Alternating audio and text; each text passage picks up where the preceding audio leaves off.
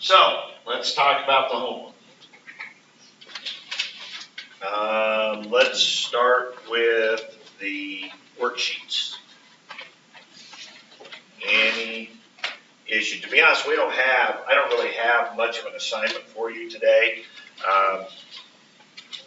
We did last quiz. There was kind of some review problems in the book. There isn't really much in this chapter. At the end of the chapter, we can go through and see, but there isn't a whole lot. I'll be able to point out a few, I suppose, but there isn't much with limits and so forth in their review section, which is kind of strange.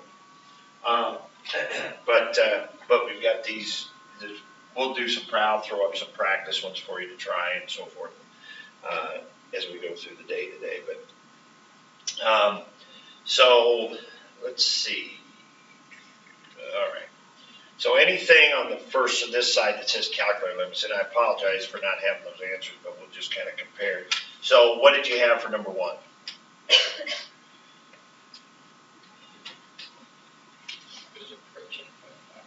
.5. We did that one at last day. What was number 2?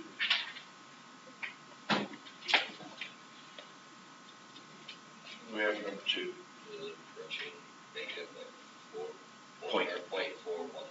.416. Now, so this came up in the other class. 3 decimal places. So what you want to do, I told you to put in .001, but that may not be enough. But we did talk about that actually. Didn't we have one where we couldn't tell? Put in some more zeros. Put in 3 zeros maybe. You want to make sure that the numbers on both sides of the table are coming up to, the same thing, 3 decimal places. Now, Jesse, put one in. Well, let's keep going here. What about number 3? 2.718. Okay, what about 4? Was that the one that was infinity like? It would have like 50,000 on one side, negative 50,000 on the other, big numbers. That's a vertical asymptote situation. You've got on each side of 3? On each side of 3, you've got that graph just going way up or way down. Does not exist. The cars aren't meeting. Okay? And so just put does not exist. Okay? Number 5. 0? Yes. Now, let's see, I was thinking. Oh, yeah. Okay, Jesse, put number 5 in the calculator. Let's just look at that one real quick. So, we get just to go through the process again, we get onto our graph screen and we put in, remember, you don't put in the limit part, you just put in the cosine x minus 1 over x. And then graph that, and then who cares about the graph? But because on my directions on the quiz, I'll say justify your limit using the algebra, which you wouldn't do on a calculator one probably, because it probably can't do algebra. Although, number 1, we could have done conjugate, right? So we could have done number 1 with some algebra. Or a table, or a graph. Now, a graph, you can't really, because the graphs usually aren't going to show the hole in it. You're not going to be able to tell exactly where it is unless you trace it. Just the table's the way to go. Even if I put some other things there as options. Okay, hit OK. All right, so yeah.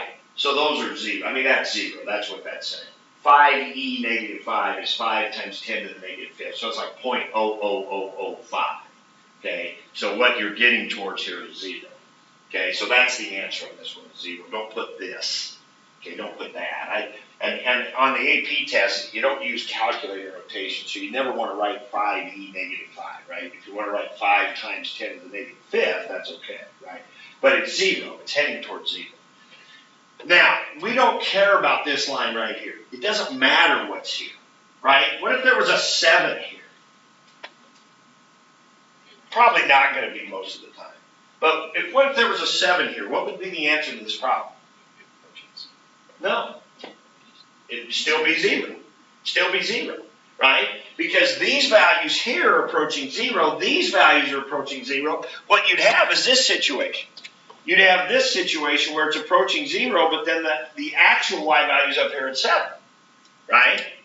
Well, where are the cars meeting? The cars are meeting at 0.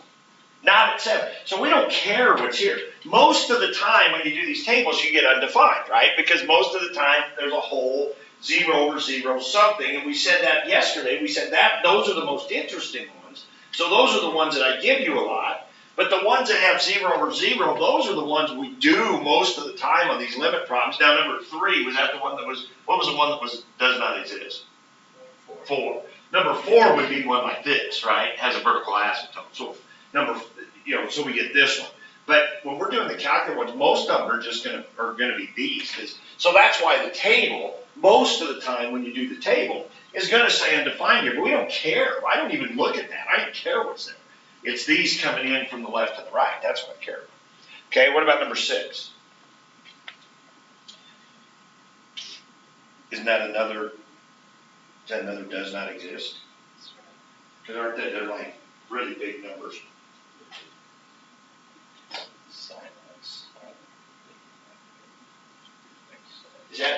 Is that a decimal point, or Emily's got like 33? Are those like I don't thousands? think it doesn't exist because it stays really negative on both sides. That's still negative. But they're really So, big like, numbers, kept aren't they? going. Like that was like. Well, here, put that one in. Hit tab and go up there. Let's look at it here. It's fine if they're both negative, because all that means is this: if you have a thing like this, if they're both going down to negative infinity, do the cars ever meet? Cars don't meet. They're both going to negative infinity, but they don't meet, right? So that we still say the limit does not exist. Okay?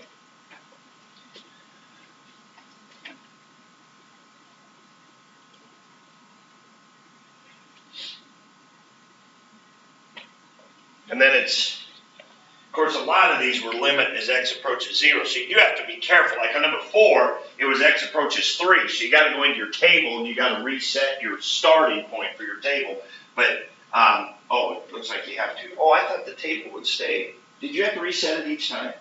No, it only resets if you exit out of it. Oh, if you exit out of the table. Okay. So that's fine. Okay, so we're going to start this one at 0 again because it's x approaches 0. Okay, yeah, see, so here's the thing. So you look at these numbers, and so those are huge numbers, okay? So so there's 3 decimal places. So this is 33 million, and then go up to the one up here, 33 million. Now this is, if I go 3 and 3, that's only 8 million, right? I mean, so if you go over, so this is negative 8 million, then this is negative 33 million, right? So they're getting bigger. I mean, negative, but bigger. And so they're going, so on both sides they're negative. But this is what you have happen. So you say does not exist, right? Does not exist. Because there's no number that they're approaching, right? Infinity is not a number. So that one does not exist. Okay, number 7, 2.718 again. Number 8. Now our old calculator is interesting because I see you have undefined there. Our old calculators, that was kind of an interesting one because it put a 1 in that middle. The undefined, our old calculators, it was the way it did it, but it put a 1 there. And they gave a warning. But again, we ignored it. We don't care. We don't care if there's a 1 there. 2.718, what their approach is what we care about. Okay? 1.414. Now that's an interesting one because you really don't need to even do a table there because you can do substitution. If you plug a 0 into there, you get 0 minus 2, which is negative 2. The bars make it positive 2. You get square root of 2. Right? You can just put it, substitution, direct substitution. So 1 point, notice that one you don't get undefined at 0, right? You didn't get undefined in that middle line. Who cares, right? We don't really care about that point. But what it is telling you is, hey, we could have just done substitution. Okay? What about 9? Okay, that looks weird. Do that one real quick, Jesse. 3 point what? Do you get? You're getting something weird there. Okay. Oh, why would you values of sine? So is it sine x times 1 over x? X sine. No. X. Oh, I know why. You didn't put a times sign. Oh. You didn't put a times sign. You got to put a times sign. Otherwise, if you do that, well, you'll notice when you type it in, if the sign is italics, like the variable x is, it's going to think those are just a bunch of letters. X sine x. It just thinks you're typing in you created some function like you can in programming, right? It just thinks you created a function called XSIN, right? You got to put a times in there. So if that's happening, okay. So yeah, so see what we're getting. See what we're getting? What is that? It's like, that's what's going No, e negative 5. That's 10 to the negative really 5th. small. Really get really small. So what's the answer? So, No. No. 0.0000305. What do you think this is going towards? No. Point to zero. Zero. 0.0003056. What? Right? It's getting closer and closer to zero. What if, look, what if I gave you one that was 4.000003056? What would you say that's getting close to? You'd say it's getting close to 4, right? Well, this one's getting closer and closer to 0. Yeah. So on the other side, if you go down to here, same thing. Yeah. Yeah. So yeah, they're both negative. So you know what that means? What's happening is it's down here. It's probably coming up. Got a hole right here, and then going down like that. Right? It's got a hole there. So it's negative, and it's negative. It's negative on both sides. Right? It's fine to be negative on both sides. Now a lot of times it'll be, if it's crossing, it'll be negative on one side and positive on the other if it's crossing through there. But if it's not crossing, it could be just doing there, right? So it's 0. Yeah, anytime you get this number, e negative 5, because if you put some more zeros in here, what do you bet you'll get? You'll get more zeros here, right? You can test it. You can put more zeros in, you can see. So, so when you fill in your table, make sure you don't just put negative 3.0561. Don't just put that, right? You better put times 10 to the negative 5th, or put 0.0000, right? When you fill in your table, like on the quiz, right? Don't just put negative 3.0561, because that's not what this number is. So when you see these dots, you'll put your cursor over it so you can see more of those digits, okay? So that one is 0. Okay, what about 10? Do that one. That's another good one.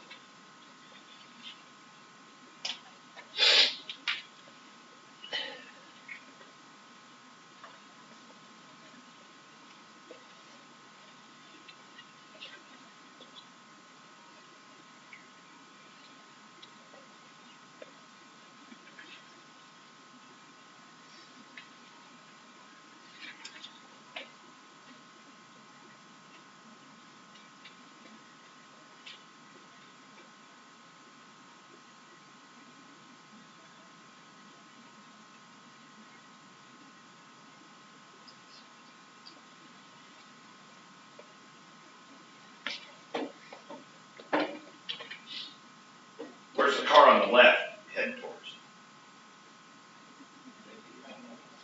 Negative 0.5. Where's the car on the right heading towards? Positive 0.5. So the answer is not here. We're trying to get this, right? Negative 0.55. Now I might ask you that in the quiz tomorrow. I might ask you, do the limit as x approaches 0 from the right. Right? That could have been the question, right? Limit as x approaches 0 from the right. What would your answer be? Positive 0.5, right? So the limit as x approaches 0 from the right would have been positive 0.5. And from the left would have been negative 0.5. Okay, but the limit as x approaches 0 does not exist because those aren't the same. Okay? Alright. So, backside of the worksheet, as far as evaluating, was pretty much the same. My idea was for you to use your calculator to estimate that. Again, doing tables for those. That was my idea, for you to do these the same way. Again, you only put this part of it into the calculator, right? Except instead of h, you have to use x, right? So you're doing these limits. Right, so you have to put x's there so they look like the ones on the other side, right? So since you're putting them into the graph screen on your calculator, you have to use x and then see what happens as x is approaching 0. Now all of these were x approaches 0 because these are the special limit that we talked about yesterday, the definition of the derivative. which is this. So what you were supposed to do, so Will, back to your question earlier, so the idea is if this is f prime over here, then this is f, this has got to be f of x plus h here, right? And then this has got to be f of x here, and then the h here, right? So the idea is if this was f of x plus h, then that means the 3 has to be, well, I guess I should use a here because I used a. So that'd be the f of a plus h. So the a's got to be what? The a's got to be 3, right? And the a plus h gets plugged in where the x was, right? So this function has to be, this function f has to be 2 sine x, and then the a has to be 3, right? So what you do then is you do the table. What did you get for an answer on this one? -1, that can't be right. Yeah, it can. I'm sorry. Yeah, it can. I'll tell you in a minute why I thought it could. Negative what? 9.8. -1? 9.8. Or 0.98. 0.98. It's like 0.978. With the -1. Yeah. -1.9. I need 3 decimal places. It rounds to 980. It rounds to 980. So 98 would be okay then if it rounds to 980, or 979 would be okay. You don't have to round to 3 decimal places. You have to be correct to 3 decimal places. So 9796, 979 is okay. 980 is okay, right? You can round to the 3rd decimal place or just truncate, but it's got to be accurate to the 3rd decimal place. So either one of those would be okay. Now, we know, so I wanted you to do that with a table and all that, right? If I ask you to do that with a table, I want you to. Now, it happens, though, that we know the derivative of sine. What is the derivative of sine? It's cosine. And we also know, we're going to talk about those rules here in a little bit, when you have a number out in front, that just stretches the graph. What's that do to the slopes? It stretches the slopes too. So when you have a number out in front, it just hangs out there. And then what's the derivative of sine? Cosine. So if that's f prime of x, what's f prime of 3? 2 cosine 3. Now who knows what that is? So we got Jesse here to do that for us. So get on your calculator thing and type in 2 cosine 3. And then hit Control Enter so we can get a decimal. Look at that. Right? Right? Now let's make sure we understand what just happened. We worked out this limit, right? We worked out this limit. The limit of this guy right here, this part. Like on a graph, and we looked, as h was x, we put in an x, is approaching 0, it was hitting that number. But this has special meaning, right? This is not just a plain old limit problem, is it? Like the previous thing. This is not just a plain old limit problem where we're seeing where these outputs are going as h approaches 0. We know these outputs are slopes, right? 2 points really close together. The h0 is making the 2 points become 1. Right? So we know these outputs are not just plain old outputs. They're slopes. Right? They're slopes. And so as we let the 2 points become 1, what we're finding when we do that table is we're finding what the slope is becoming as the 2 points become 1. And we're finding the slope of the 2 sine x function at 3. And so it shouldn't surprise. And then, of course, we know the derivative of 2 sine x is 2 cosine x. So when we go to our calculator and let the calculator just tell us the slope of 2 sine x, sure enough, it shouldn't surprise us we get that same number. It's like it has a double meaning. Okay? All right. Now, you don't have to do that part of it. Right? We're going to do that part of it. Now, could I ask you a question like to talk about what I just talked about there? Sure. You know, we said on the quiz there's typically some questions that may be a little bit different than what you saw in your homework, but get at your understanding of the concept of what's going on. And it's hard to really study for. You can't really study for it. You just gotta pay attention and do your homework See if you understand the concept, right? I mean, that's just it. But, so maybe there's something on there that says, how come this limit equals this, and 2 cosine 3 also equals this? What's the connection? And then you talk about it, right? I mean, that could be a valid question, okay? All right.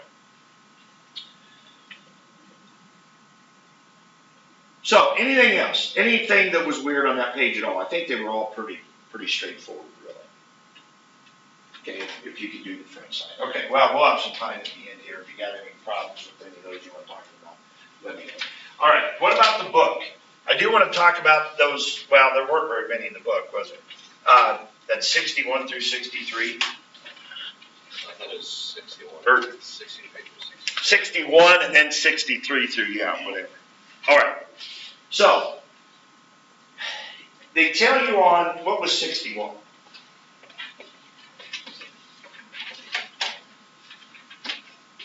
All right, so it says suppose that, so this is kind of our review here on these continuous functions. It says suppose that f of 2 is not defined. Is it possible that, so this is kind of like what I'm just talking about, where you get asked a question and you have to kind of discuss it, understand what's going on. Okay, so in 61 it says, suppose that f of 2 is not defined. Is it possible that the limit of f of x as x approaches 2 exists? What'd you say? Yeah. Why? Because it could be a hole in the graph. That's a great example. It could be just that right there. That's it. That's the example. That's gotta be continuous to both sides.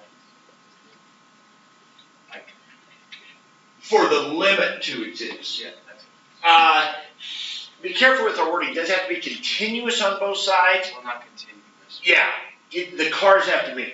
The outputs have to both approach the same thing as x approaches 2. Right. So, but I think a great way to answer that would be what you said. Could be a hole in the graph, and then just draw that. Just draw that. That's a great example right there. The function is not defined at 2, but the limit exists because the cars meet. Okay? So it is not, if I follow that up with, then is the function continuous at 2?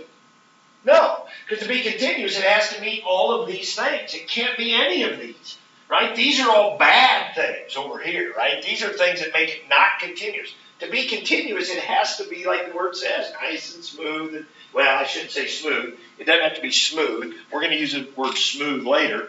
If you get this, I would not call that graph smooth, right? If you were driving along that road in your car, that would not be good, right? That would be not smooth. That would be a sudden change of direction. But it is connected, right? It is connected. It's not like having to cross a bridge and the bridge collapses and then you got this big gap, right? Now that's discontinuous, right? You literally got to stop and got nowhere to go, right? That's kind of what's happening here, right? The bridge is out. They talked about a bridge on that thing. But here you can at least keep going. You just kind of slow way down and then make the turn, right? Like that. Okay? So this is not smooth, but it is continuous. It is continuous, right? This is not continuous. We're going to have a name for this. We're going to say differentiable. Differentiable means it's continuous and it's smooth, meaning the derivative exists everywhere. See, the derivative, what's the derivative right here at this sharp point? It's undefined. Right? All right, we're going to get into that more in a later chapter too. All right. So now 63. So now you got some true, false. There could be some more true, false, like there was in the last quiz. Some true, false, that kind of stuff. Suppose that f is continuous at x equals 3, and that the limit as x approaches 3 of f of x equals 17. Okay? Indicate whether the statement must be true. So f is continuous. So right, they said a mouthful right there. F is continuous at 3, which means none of this stuff happens. Right? They said a whole bunch right there when they said it's continuous at 3. So you know all this happened. So then they said the limit exists at 3. Well, they didn't even have to say that, to be honest with you. But they did tell you what it was, though, didn't they? They told you the limit was 17. So if it's continuous and the limit is 17, that means it meets right there. There is a point there. It meets at 17. So that means, so on 60, what do they say on 63? 3 is in the domain, true or false? Must be true, because that means you have an output there, right? So, yeah, because it's continuous, so that means it has to be defined everywhere, right? It has to be defined, so it's in the domain, for sure. 64, does f of 3 have to equal 17? Yeah, right here. The limit has to equal the output, right? So if the limit is 17, the output has to be 17. Yes, otherwise you'd have a jump or something like that. So absolutely. 65, does the limit as x approaches 3 from the left equal 17? Well, absolutely. If the limit is 17, it means both cars meet at 17. So the one on the left and the one on the right have to both meet there. Okay, now 66 and 67, we have a couple of different questions here about this. All right, so let's go ahead and do this. All right, so Emily, read me the first function. Let f of x equal ax plus 1 if x is less than 2, and x squared if x is greater than or equal to 2. All right, so what we have is a line and then a parabola taken off, right? But what we don't know is how they take off, right? I mean, the line could come in here like this, and then the parabola could take off. That'd actually be the other way around. This would be an open circle, right? It could be that, right? There could be a break here. There could be a gap. Something's happening at 2, okay? Something's happening when x is 2, but we're not sure what. And especially since they put an a there, so that's kind of new for us. So then it says, find the value of a for which the limit exists. Well, for the limit to exist, then it has to be this situation, right? Which means what? Their outputs have to equal each other. So what should I do? So the output's equal to How? 2. Plug in 2. Plug in a 2 for x and set them equal to each other. So 2a plus 1. This is the kind of problem I was looking for the other day in that 2016, well, maybe that was the other class. In that 2016 AP test from last year, remember we pulled that one problem out? This problem like this is in there a lot too. I was looking for it, but I didn't find it.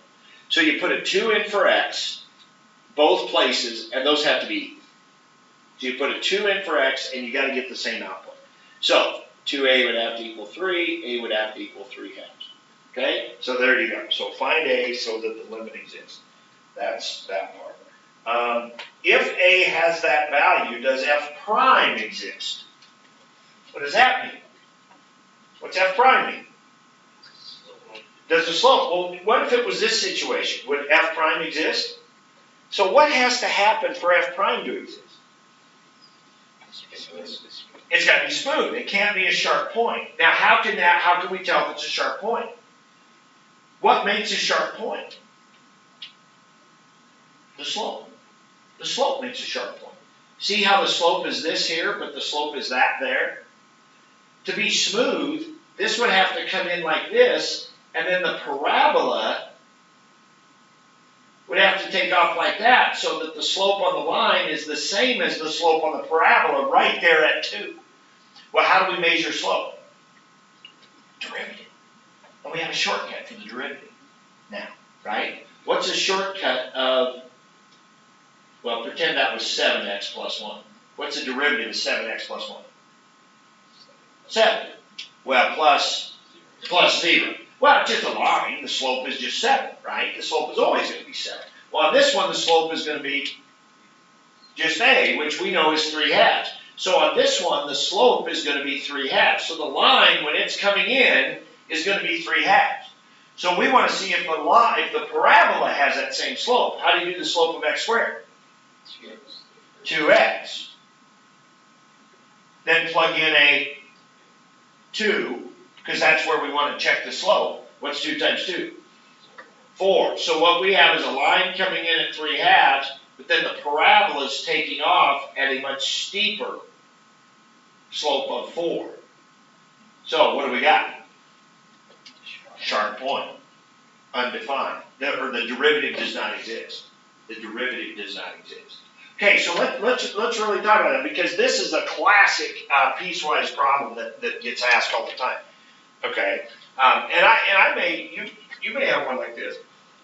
So there's 2 questions. There's continuous, and then there's the derivative, which the term is differentiable. which means a derivative exists. So the first question is a continuous. All we need to be continuous is this point stops and the other one starts at that same spot. There's not a gap here. So they have to have the same y value. So you plug in a 2 into each, you set them equal to each other, right? And you find whatever value will make that happen. Okay, that's the classic one for continuous. To be differentiable, you do the derivative of each, and then plug in your 2. And then those have to be equal, right? So not only do you have to have the same y values when x is 2, but you have to have the same slopes when x is 2. And then that will make it smooth. Doesn't that make sense, though? That makes sense. That'll make it smooth then. If they have different slopes, then you've got a sharp turn, and then the derivative doesn't exist. So 67 is the same thing. Okay, 67, Emily, read that one to me. F of x equals ax squared plus 3 if x is less than 2. And 3x minus 5 if x is greater than. Okay, this is the one I put up. This is the one I had up on. They're very similar. Yeah. Okay, now they ask the same two questions, but they say it differently. They say, suppose that this function is continuous. So this is what's interesting about this. You talk about understanding and being able to read the problem. 66 and 67 are exactly the same, but they are asked completely differently. Because look at this. On 66, they said, find A so that the limit exists. Well, what that means is they have to be connected, right? They have to be connected. This one says, suppose that f is continuous, and then they say find the value of A. So that means, since it's continuous, what has happened? It's got to be connected, right? It's got to be connected. So that means our two y values have to be the same. So you do the same thing. You put your 2 in for x, that'd be 4a plus 3, right? 2 squared is 4. And then you put your 2 in for x here, 6 minus 5 is 1, and you set those equal to each other. What is f is defined by the rule? F is defined by this rule. This is a rule. This is called a rule, right? I mean, this when I tell you f of x equals x squared, this is the rule for the function f. It means every time I put in a 2, or every time I put in an x, my output's going to be that number squared. That's just what it's saying. Okay? So f of x is defined as this function. Okay, that's all it's saying. Okay, so, but you see what I did there? Right? I said, okay, when I put a 2 in here and I put a 2 in here, I need to get equal outputs. So they're connected, right? They're connected. Okay, so that's the same question as what 66 was. Just ask it in a totally different way. And then it says, is f differentiable? Well, that's just a way of saying, does the derivative exist? Right? Which is what we just got to talk about. For the derivative to exist, the slopes have to be the same at 2. So what's a derivative of ax squared? Remember we said you got a number in front, it just hangs out there? So you bring the 2 down in front. 2a x to the first. What's a derivative of 3? 0. What's a derivative of 3x minus 5? 3. Minus 0, right? So it's just 3. Now, put a 2 in for x, right? Put a 2 in for x, because that's where this is happening, right? When x is 2. So put a 2 in for x, you get 4a has got to equal 3. So divide, and you get 3/4. Or I could have put the -1/2 in for a. I could have done that too. But, so is it differentiable? No, because a is supposed to be what? -1/2. We got 3/4. But maybe what would have made more sense would have said, is it differentiable? Okay, we just found a is -1/2, so let's put -1/2 in for a. And then we got to put a 2 in for x. So we'll put a 2 in for x. So 2 times -1/2 is -1 times 2 is -2. Does that equal 3? No. So you'd say it's not differentiable. Okay, the slopes aren't the same. Okay. All right. So that, don't want to spend too much time on that, but that gets into what we talked about with these, continuous functions. Then, of course, the other thing, remember, we talked about is you'll have to, if you've got a point where it's discontinuous, you'll have to say which one of these, failed and which one of these was the problem. And I'll give you some problems. There's some more problems in the book we can look at here, where you can review these limits with graphs and stuff like that. Okay, so this is what we had up yesterday you wrote this down yesterday for the quiz. So I want to go through and have you practice a few of these kind of things. We're going to practice a few of the power rule ones. The calculator table we already kind of did, and the algebra. Let's review a little bit of that algebra. We can do it when we review doing these long method ones here. We can review that real quick. And then, of course, we've just spent a lot of time talking about continuous functions. Okay, so that's pretty much it right there. So let's go ahead and let's just practice a little bit here. I'll throw up some problems. We'll talk about them. We talked about our limits here as far as conjugate, bow tie, all that. We talked about continuous functions. Okay, so here we go. Calculator problem right here. Calculator problem. Justify, notice I've already told you the answer, right? Because I know on your calculators you can just type it in. So justify this limit using a table, a graph, or algebra. Now, since I'm letting you use a calculator, I certainly wouldn't use algebra, and I wouldn't use a graph either because those hardly tell you anything. I think if it's a calculator problem, and you're justifying the limit, do a table like we did on the worksheet. That's what I would suggest. Okay, go do it. Take a few minutes here and do this.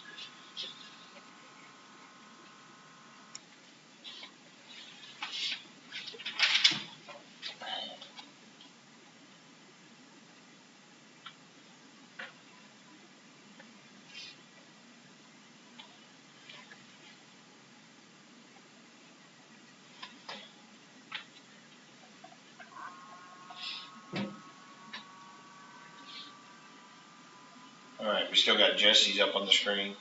Oops. Is this what you're seeing for your table? Yeah. Doesn't that look like it? Now he's been putting in what, 3 zeros? Yeah. 3 zeros. Now notice you got to put your table start needs to be pi, right? So when you go to your table, edit your table settings, your table start is pi. And then you should scroll up. I like to see 2 on I like to have 5 values. I want that middle row where it says undefined and then 2 on each side. So if you scroll up. But clearly negative 0.99999. And then if you go to them just to make sure there's not like scientific notation or something, which of course there wouldn't be when it's 0.9. Yeah, clearly headed towards -1. And that's it. I just want to see your table. Right? You put the table down on your paper. That's your justification that, yep. Clearly, on both sides, this is approaching -1. Okay? All right. So, be able to do that. All right. Since we got the calculators out, let's do this one. Okay? So, I give you this problem.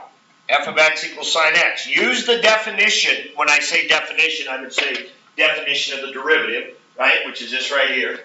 So, you need to know the definition of the derivative, right? Use the definition of the derivative to set up a limit for f prime of pi 6. Use your calculator to evaluate and justify using tables. So in other words, you have to set up the limit like the back side of that worksheet we had today. They were already set up for you. You set up the limit using the definition of the derivative and then put it into your calculator and give me what the answer is.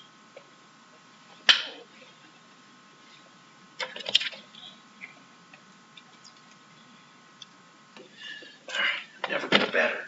Anyway, all right. So we're back at the beginning of chapter 2, and we got to this point. What did we do?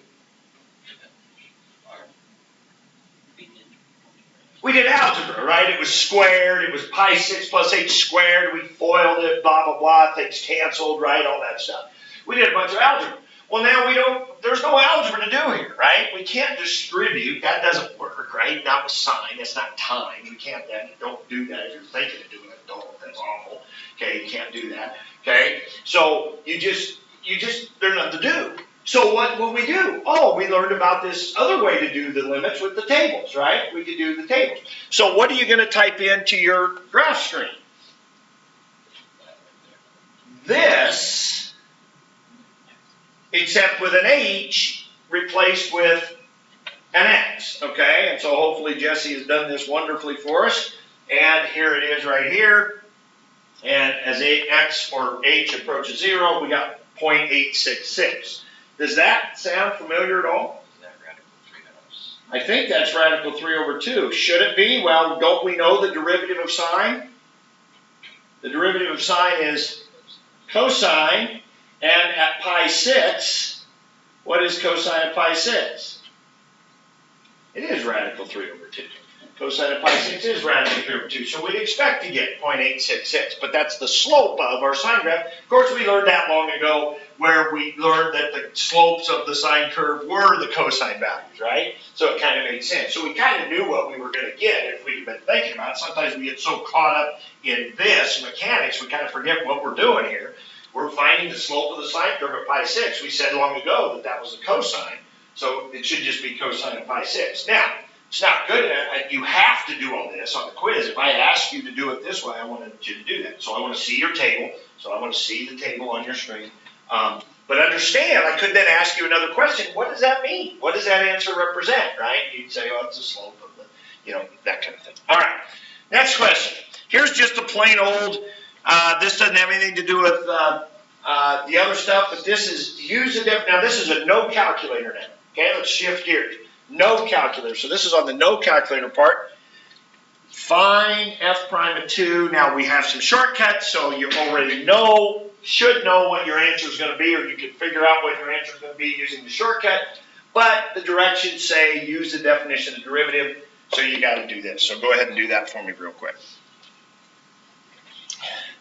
Or real slow, whatever, doesn't matter.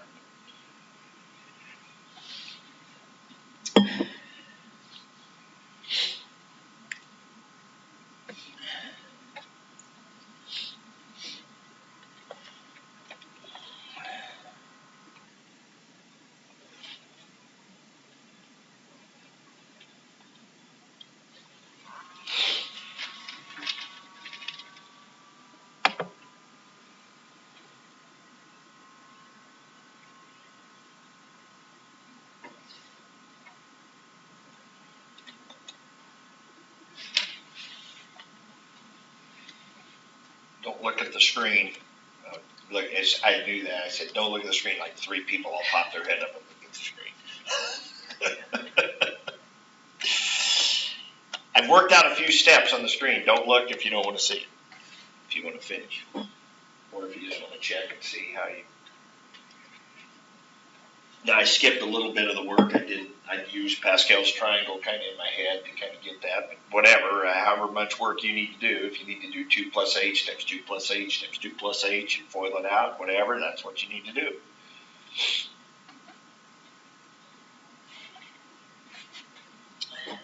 And then you can't forget about that 2 that's out in front of it. That's what I did. That's what I did up here. This is where I then took the 2. Okay, so I actually did this and then that. But, so the 16 then plus the 3 makes 19, subtracts that 19. So those cancel. The key step is making sure you can do this, right? I mean, that's the key. And I always said I like to write the F notation first. It's hard to draw straight lines sitting over here. I should just look at my screen. But I always write the F notation first, but getting this written in. So 2 plus h goes in for x. So you have 2 times 2 plus h cubed plus 3, and then minus, and then you plug a 2 in for x, and you get your 19. And then you got to FOIL that all out, and then you can't forget the plus 3 and the minus 19. Okay, and then once you do that, like I said, the 16, the 3, the 19, those all disappear. You end up with this, you take out an h, you end up with, and cancel, then you put a 0 in for h, that'll become 0, that'll become 0, and you get 24. And we knew it was going to be 24, because what's the derivative of 2x cubed? 6x squared plus 0. 6x squared, then you put a 2 in, 2 squared is 4, 4 times 6 is 24. So we knew by the shortcut we were going to get 24. Okay? But that's what we started this chapter doing, right? Right here. Just doing that. Of course, it led us to our shortcut. Question, Jesse? Okay. All right. So I know I maybe didn't give everybody time to finish that, but that's one you could go. And you can practice these all day long. I would never go above a cube, but you can make these up and practice and make yourself an x squared and just make up an equation. Make it 2x squared minus x plus 7 or whatever. Just make up an f, because you know the shortcut, right? You know the right answer now. So you know you can do the shortcut, you know what you should end up with. So you can just make them up, do f prime of 3, do f prime of 7, do f prime of -1, whatever. I mean, you can just make them up and practice as many as you want, right? And since you know the shortcut, you know what answer you should get at the end. So no excuse really for not being able to do that, other than you just can't get that algebra right. I'll be here. I don't have a meeting tomorrow, so I'll be here. All right, now let's practice some shortcuts. Enough of that stuff. Let's practice the shortcuts here a little bit. The power rule. The power rule. Find f prime of x. Or I don't know what the directions will say. Find a formula for f prime of x. Remember, if it doesn't say use the definition of the derivative, then you can use the shortcut. This does not say use the definition, so we're not using this then. Find f prime of x. Doesn't say use the definition. You can use the shortcut.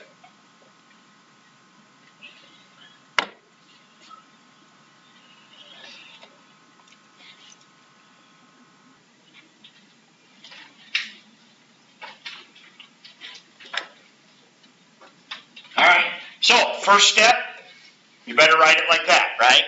You better bring that x up there as a -4. Now we can do our shortcut, right? So we should get what?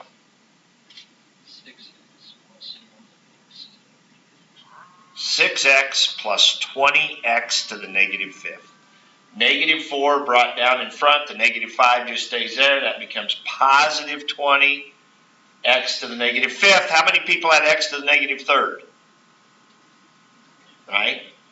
You got to subtract 1. So -4 subtract 1 is -5. Okay? All right. Next one. Give that one a try.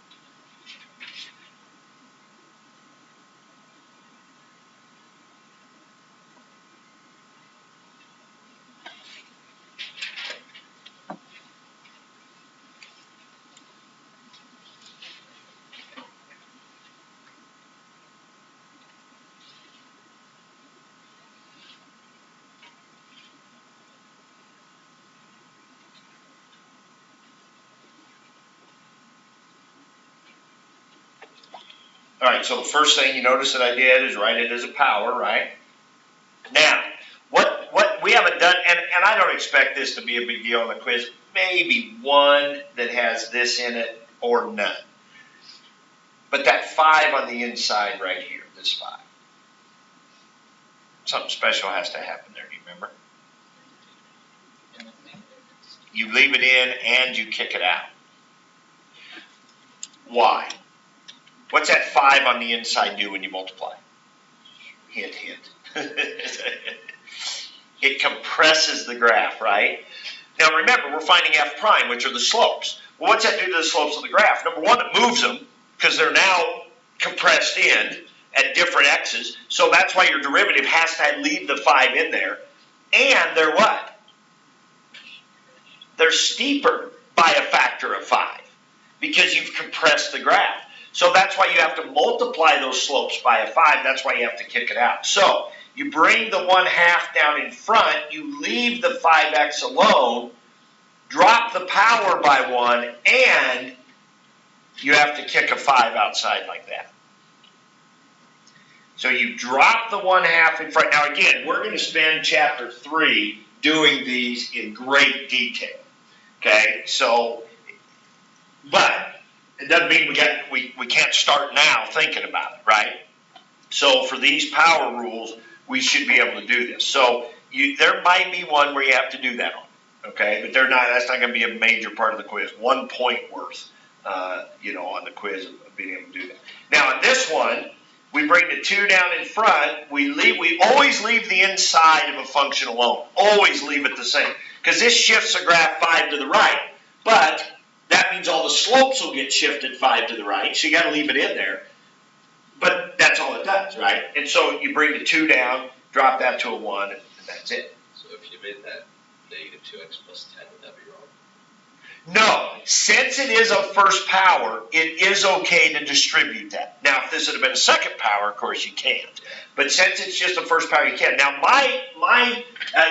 I'm glad you asked that, because my rule, and that'll be a big question in chapter 3, is how much do you have to simplify? Well, I don't consider that simplifying. I just consider that rearranging. But you could consider it rearranging or simplifying. I usually say it's fine not to distribute that. But here is something I would want you to do. Now, I'm probably not going to make a big deal about it on this quiz. But I would take this 5 and this 1/2 and write that out in front as 5/2. And then 5x to the negative 1/2. And then, to be honest, this I would probably just leave. But if you did distribute it, that's okay. All right, one more.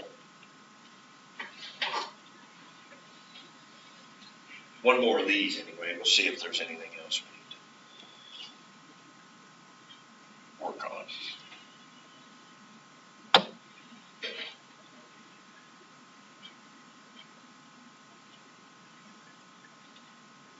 Notice on each one of these, I've rewritten it first so that it looked like a power.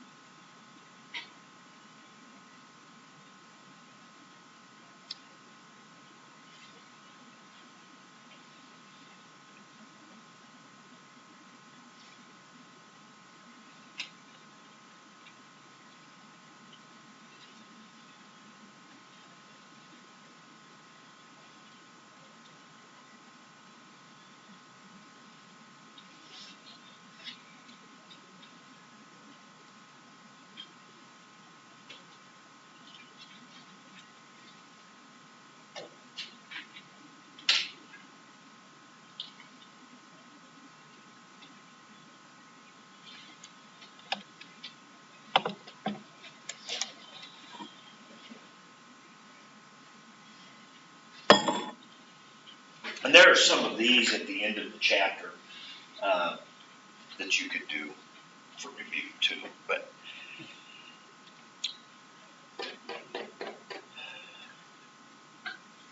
all right, so you see how I rewrote them. When you got that x plus 1 to the 3rd on the bottom, you got to rewrite it as x plus 1 to the negative 3. A 4th root would be to the 1/4 power, right? Now you've just got some shifts going on in there. So you're going to bring that negative 3 down, and then, Emily, what's the new power going to be? Negative 4. There you go. Negative 4. Bring the negative 3 down, x plus 1 to the negative 4. You bring the 1/4 down. 3 minus x to the negative 3/4, right? 1/4 take away 1 is 1/4 take away 4/4. 1/4 take away 4/4 is negative 3/4. Now, actually, this is not right. I'm missing something.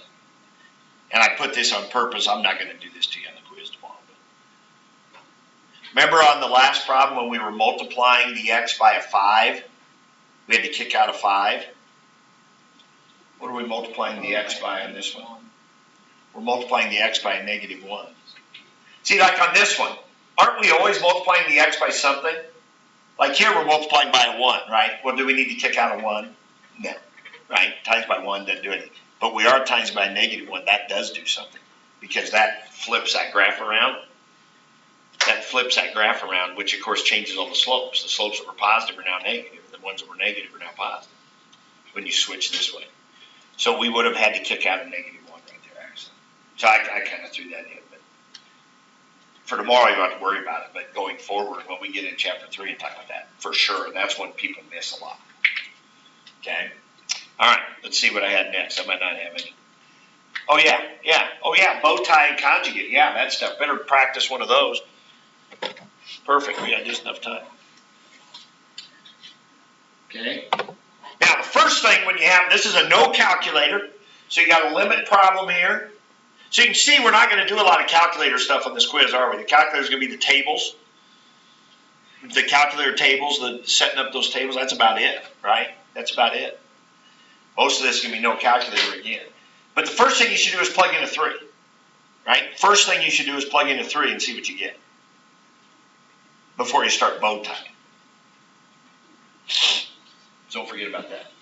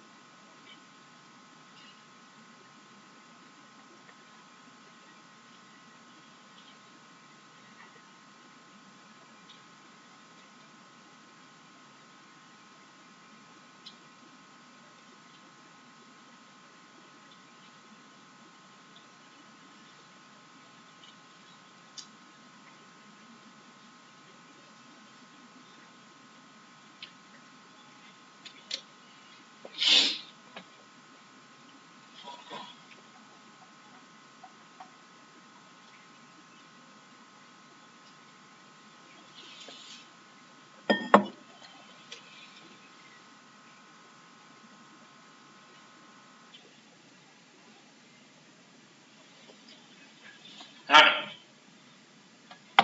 So, key steps of first bow tie. So 1 times 5 is 5. And then you bow tie here. And the minus in here is a big deal. You multiply 1 times x plus 2. Put that in parentheses. Then the bottom bow tie right here, 5 times x plus 2, like that. And then, of course, you got the x minus 3 on the bottom. So now you got to distribute this. So that's 5 minus x minus 2, which would be what? 3 minus x, right? 3 minus x, which is going to be nice because that x minus 3, right? So we go ahead and we put that down here. Well, now just look at this part here. So I got 3 minus x on top, and then I got the 5 parentheses x plus 2 on the bottom, and then under all that I got the x minus 3. So then that's where I would invert and multiply. So I just bring that x minus 3 up as this, right? Well, those are going to cancel right here. But I'm going to have to take a -1 out of this. Take a -1 out of this, and now those cancel, right? So I end up with a -1 over this, and then, of course, the x minus 3 is not there anymore because I just canceled it with that. That's the good thing, because now we can let x be a 3. So we can now put a 3 in here. 3 plus 2 is 5. 5 times 5 is 25. -125. So bow tie, simplify, invert and multiply. Something should cancel. Works the same way every time. Bow tie, invert and multiply.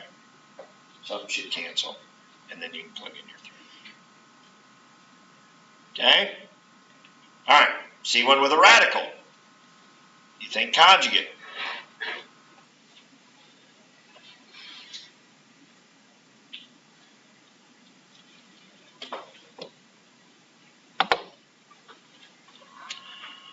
All right, so now, it doesn't matter if the conjugate's on the top and the bottom. Doesn't matter, right? Now, again, we should always plug in a 1 first. So square root of 4 is 2, 2 minus 2 is 0, 1 minus 1 is 0, 0 divided by 0, right? So you always plug that in first.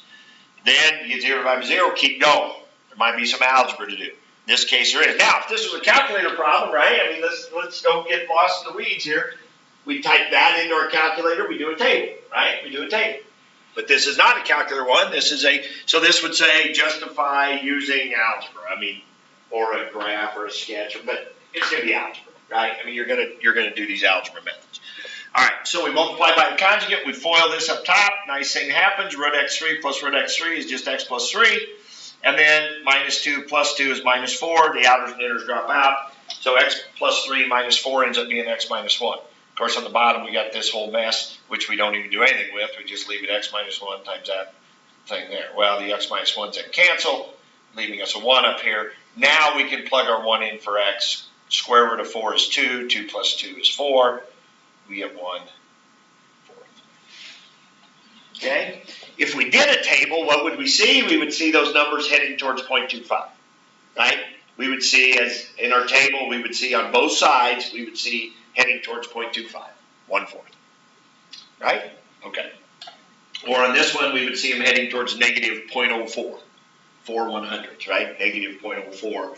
These would be heading towards when we did our table. Okay? All right, but we just did it with some algebra. All right, so if we go back, let's see if we've hit everything. All right, so we've done some by the derivative. We had to do some algebra on those, some factor cancel, all that. We did that already. We did some bow tie. We did some stuff like that. If you go back here, factor, conjugate, bow tie, we did all of that. Did some substitution. We saw some that came out that does not exist. We talked about piecewise functions. We did some of our shortcut practice, power rules. We did some calculator tables. We did some algebra.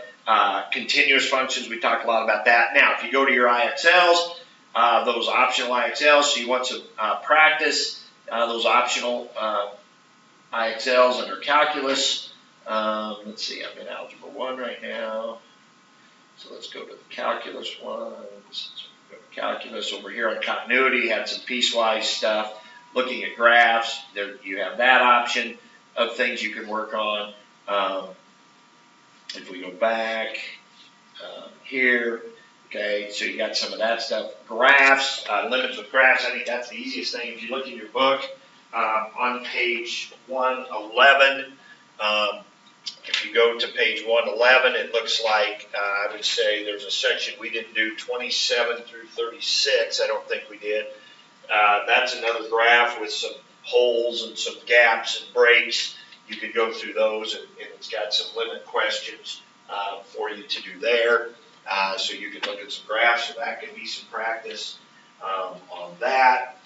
If you want some more practice on the shortcuts, oh boy, do they have any, what was that summary? That was back on page 150.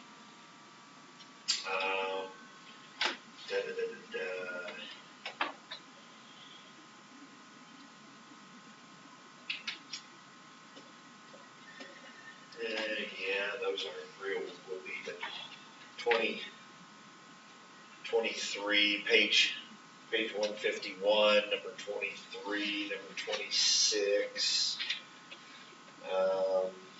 give you some, just a couple of things. Most of this stuff is for what we do later in the chapter, in this review, so I don't really see a whole lot. I don't see.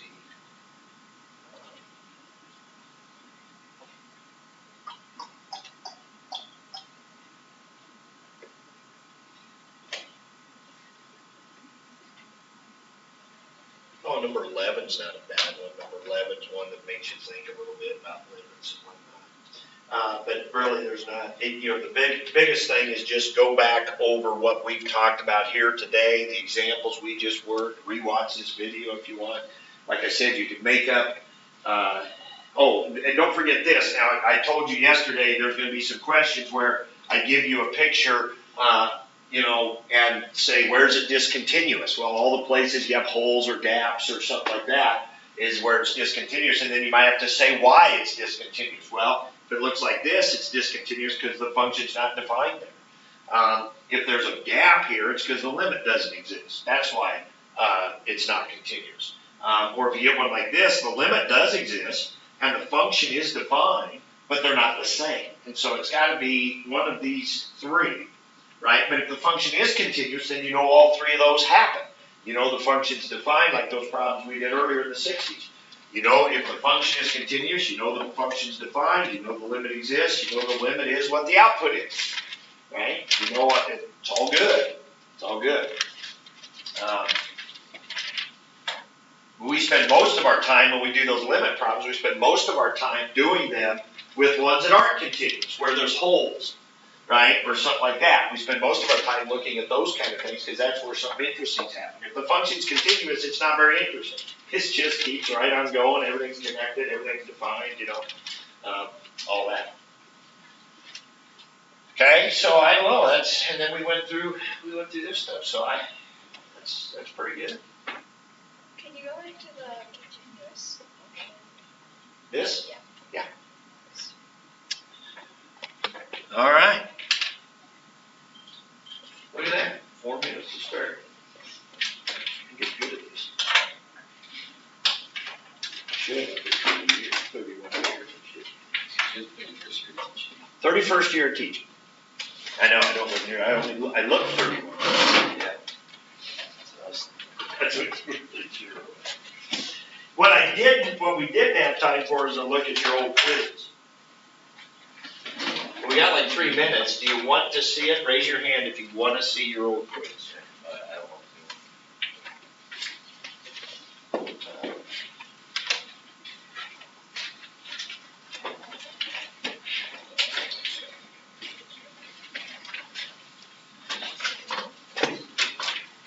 Anybody else?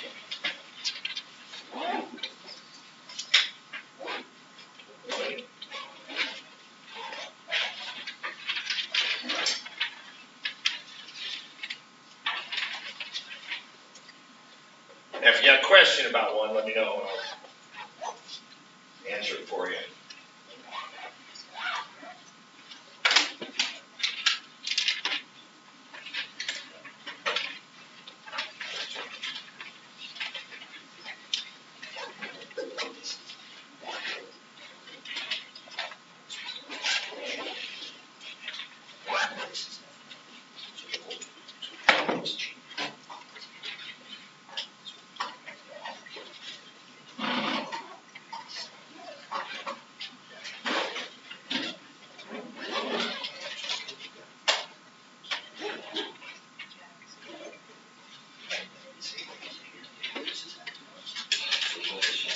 every day, every day in school.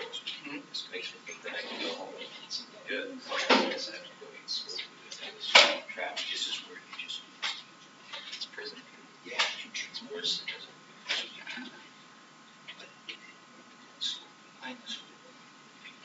Like I just go home, I just want to eat like maybe some songs.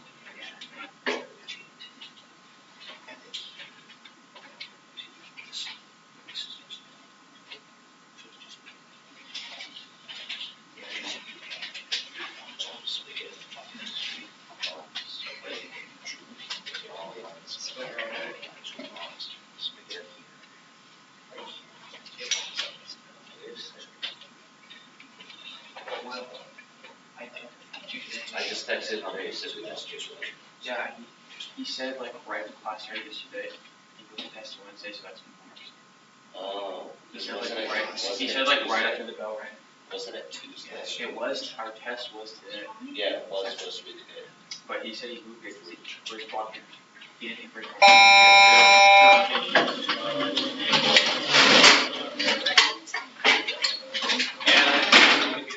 Are you fixing my cookies? Yeah, what? Yeah, and right now, this is a disproportionate amount of grade, because we don't have that many grades, you know what I mean? Once we get this one tomorrow, that will, offset that hopefully, so.